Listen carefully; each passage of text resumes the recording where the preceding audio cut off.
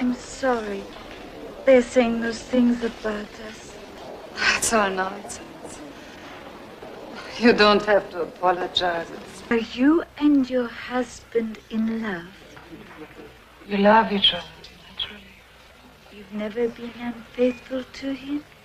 In the late 1938, a few months before that, during the spring, Louise is married to Heinz, who is a senior diplomat from Germany working at the Ministry of Foreign Affairs.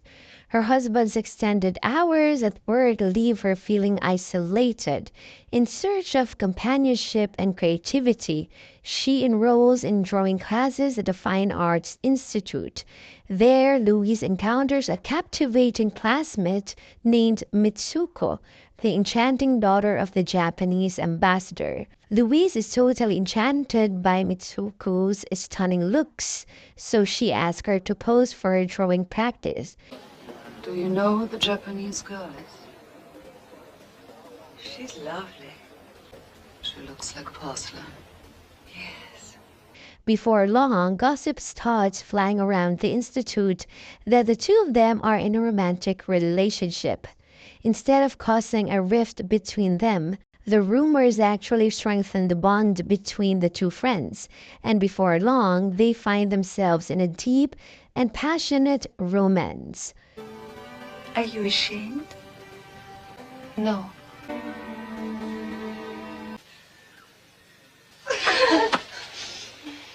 Louise shares with the professor. In an instant, we transitioned from laughter into intimacy. Their romantic meetings initially take place at Louise's residence and subsequently at Mitsuko's home, located within the premises of the Japanese embassy. Louise starts to develop feelings for Mitsuko as they spend more and more time together. Heinz starts to feel uneasy about the connection between the women. He gets jealous and begins to worry that his wife's actions could mess up his chances in politics. What's going on? What do you mean? How do you feel about this girl? Heinz approaches Louise regarding his suspicions of her infidelity, but she firmly rejects his claims, despite the undeniable proof presented to her. One day, Louise finds out that Mitsuko has been seeing Joseph Beno, their drawing teacher who is half Italian. Louise learns that Mitsuko and Joseph are planning to get married and to take the focus off their own relationship. They have started spreading rumors about Louise and Mitsuko being a couple. Louise, feeling mix of disgust and disillusionment, decides to distance herself from Mitsuko and goes back to her husband. She opens up to him about everything that has transpired. Although Heinz is hurt by her betrayal, he ultimately finds in his heart to forgive her. The Nazi government begins to get rid of people who oppose them while pretending to promote morality. Wolf van Hollendorf, who is Hans' cousin and a top Gestapo officer, pressures Louise and Hans into joining a scheme.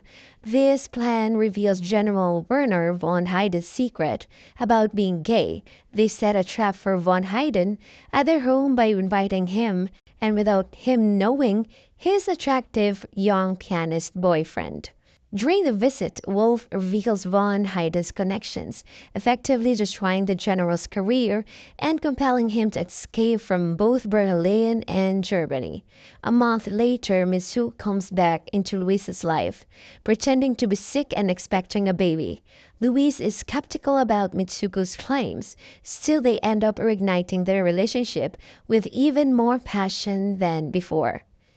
Joseph, who is still dating Mitsuko, tells Louise that he won't mess with her and Mitsuko's relationship if Louise helps him and Mitsuko get married.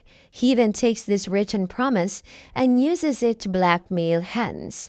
With Wolf's assistance, Heinz manages to turn things around on Joseph and gets him sent back to Italy.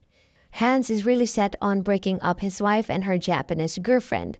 The two women come up with a wild idea to frighten Heinz into accepting their relationship by pretending one of them is going to hurt herself.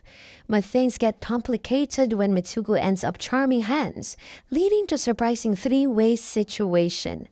Louise, Mitsuko, and Heinz find themselves in a complicated love triangle, and their jealousy starts to build up. Mitsuko, feeling really possessive, begins to take control over both Louise and Heinz.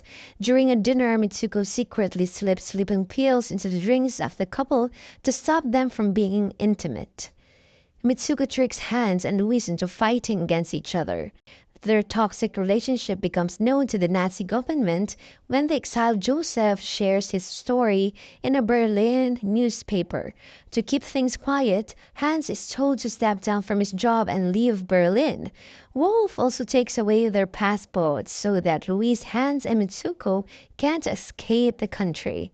Louise, Heinz, and Mitsuko find themselves in a rundown hotel room, grappling with their choices. Instead of parting ways, they decide to partake in a ritual prepared by Mitsuko. Consuming what they believe to be poison, they lie down together on the bed, holding each other tightly. After a while, Louise awakens in a state of confusion, only to realize that both Heinz and Mitsuko have passed away. It dawns on her that Mitsuko had actually given her a sedative, not a poison. Louise initially believed that being abandoned meant both of her lovers had betrayed her, but in the last scene, as she wraps up her story for her professor, she starts to think that Mitsuko might have acted out of loyalty, trying to protect Louise's life.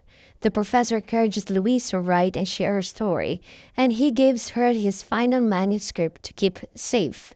Just moments later, he is arrested by the Gestapo, leaving Louise all alone to figure out her next steps in life. Want more queer content?